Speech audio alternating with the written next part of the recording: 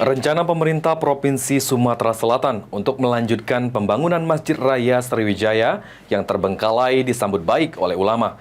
Kendati demikian, tujuan pembangunan harus jelas, serta sebelum dilanjutkan, hendaknya juga melibatkan para ulama.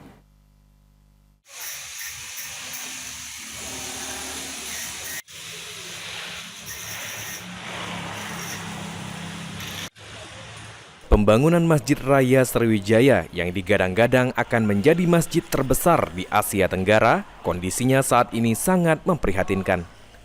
Berdasarkan pantauan tim PAL TV, pembangunan masjid tersebut jauh dari kata selesai. Terlihat tiang-tiang pondasi masjid tersebut saat ini ditumbuhi oleh rumput-rumput liar. Selain itu tampak pohon besar tumbuh di sekitar pondasi masjid. Kendati demikian, pemerintah Provinsi Sumatera Selatan berencana untuk melanjutkan kembali pembangunan Masjid Raya Sriwijaya tersebut.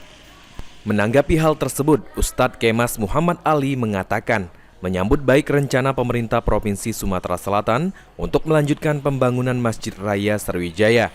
Namun dengan catatan para ulama harus dilibatkan untuk berdiskusi sebelum kembali melanjutkan pembangunan masjid tersebut. Karena pada pembangunan masjid terdapat beberapa hal yang hanya dipahami dan dimengerti oleh ulama. Tidak salahnya sebenarnya Pemprov kemudian duduk mengajak para ulama untuk diskusi tentang pembangunan masjid ini sebelum mulai. Karena mungkin kan para ulama punya banyak saran, banyak masukan yang bisa dipertimbangkan oleh Pemprov sebelum memulai kembali pembangunan masjid. Karena membangun masjid kan bukan kayak bangun mall, bangun masjid kan ada hal-hal yang harus diketahui, ada hal-hal yang harus dipenuhi, ada SOP lah istilahnya. SOP ini kan yang paham dan ngerti kan para ulama-ulama.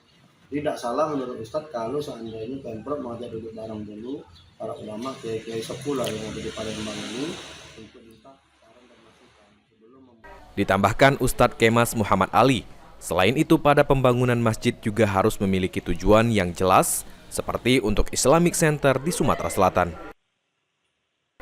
Ilham Wahyudi, PAL TV.